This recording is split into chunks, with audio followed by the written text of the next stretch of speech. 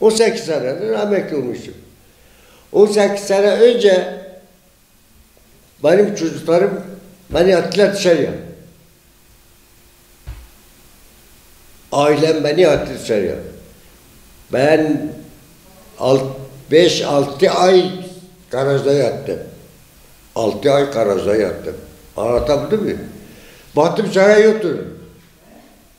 Hoca geldi, dedi, barışın dedi, böyle olmaz dedi, babanızı atmış dışarıya. Günahtır, yaşlı adamdır, çalışıp sizi sağlamış şimdiye kadar, niye atsın dışarıya? Dedi, ben ayrılsam dedi, anamı götüreceğim oğlan dedi, büyük oğlan dedi. Anamı da götüreceğim. Baktım yok, çare yok. Dedim, ben tek bir adamım. Onlar 3-4 kişiydiler, 4-5 kişiydiler. Ben ayrılıp en iyisi ben gideyim. Kalktım, garajdan çıktım, gittim otelde yattım. Otelde bir sene otelde kaldım.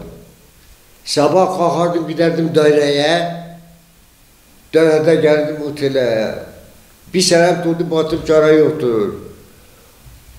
Avukat bana dedi, git boşa dedi. Karıya ne verirse ver, boşa.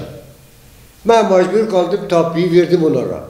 Tapuyu verdikten sonra evi, yeri verdim onlara. İle kupkuru çıktım, gittim. Otelde yattım, gezdim dedim, ben böyle çare bulamam dedim. Ben en iyisi budur ki, ben kalkıp gidip evlenim. Gezdim, dolaştım, sağda, sola, o yana, bu yana. Gittim, kader ilahi oldu, böylece de evlendim. Geldim burada kirada yattım. Kirada bir sene kiraya yattım. Kaldım, bir sene kirada kaldım bilirsen. Çare yoktu dedi, emekli oldum. Ben emekli oldum. Emekli oldum. 60 bin lira para aldım. Tezimatımı aldım. Anlatabildim mi? Tezimat aldım. 60 bin lira. 45 bin lira verdim, o evi aldım. Batırlama evdi. Aldım. O çocuklar da şimdi büyümüşler, çocukları göndereyim okula. Ben bu çocukları kim sağlayacak? Kimse var mı? Bende başka kimse var mı? Ben sağlayayım. Bende başka kimse yoktur. Te maaşımla başka bir gelirim varsa benim başım üstüne vereyim bunları. 2 tane çocuğu okutturuyorum. Yeni ev kurdum. Ben bu çocuklara kim bakacak? Onlar büyümüşse gitmişse bu çocuklara kim bakacak? O evi, yeri hepsi verdim bunlara. Hala gelirler benden para istiyorlar. Beni verirler mahkemeye.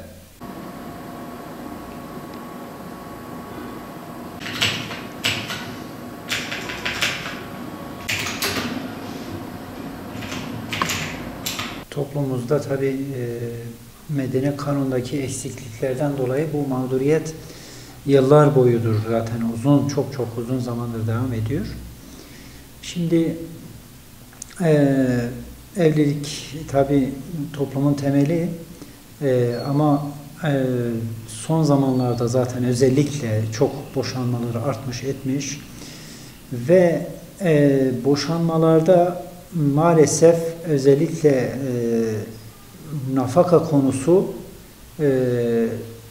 taraflar arasında çok büyük bir uzlaşmazlık konusu oluyor ve taraflar bunu baskı aracı olarak kullanıyor maalesef. Çok belirgin bir açık var o konudaki kanuni düzenlemelerde. Şimdi vatandaş mesela bir evlilikle güzel bir sözleşme ile hukuken sözleşme sayılır bir evlilik birliği. Güzel bir yuva kuruyor, güzel bir sözleşme yapıyor, bir araya geliniyor. Ama sorunlar olup tarafların ayrılma durumlarında bu açıklar, hukuktaki bu açıklar tarafları çok daha fazla birbirine karşı karşıya getiriyor. bir tarafın çok mağdur ediyor, altından çıkamayacağı yükler altına koyuyor. Yani süresiz nafaka gerçekten hukuken haksız bir yordam. Bizim mesela bizim toplumumuzda, bizim toplumun hukukunda nasıldır? Boşanma durumunda kadına verilecek mal mutlaka belirlenmesi gerekiyor. Ama nedir? Türk medeni hukukunda batıdan alınmış zaten. Hiç toplumumuzun değerleri, dini, kültürü kesin dikkate alınmamış. Ne yapıyor? Batı toplumunda nasılsa aynı şekilde uyarlamışlar, bir tercüme yapmışlar. Al sana hukuk. Bu toplumun şeyine uymuyor. Bu bir toplumda bir yara oluyor, büyük bir sorun oluyor ve işin içinden çıkılamıyor yani. Olması gereken gerçekten taraflar bir evlilik birliği kuruyor. Evlilik birliği kurulduğunda vatandaş bilecek ki ben sıkıntılı bir durumda ben karşı tarafa ne vereceğim, diğer taraftan ne alacağım diye bilmesi lazım ki orada bunu bir baskı aracı olarak kullanmasın. Tabi belli standartlar var. En yoksul tarafa bile belli gücünün üstünde bir nafaka yükleniyor. Gerçekten özellikle alt gelir grubu açısından çok daha sıkıntılı.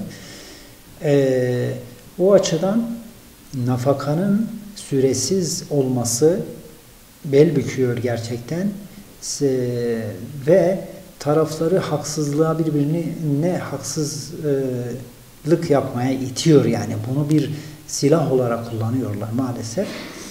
Bu açıdan evlilik birliğinde kurulduğu anda tarafların mal durumlarının ve bir tarafın diğer tarafa özellikle bayana vereceği nafakanın malın belli olması lazım.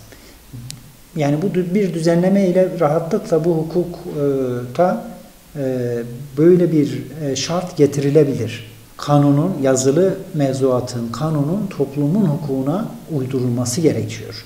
Ve en güzel hukuk da budur yani. O yaralar bununla iyileşir. Bu zorluklar bu şekilde aşılabilir. Bu açık bu şekil kapatılır. Zulüm yolu bu şekil kapatılır.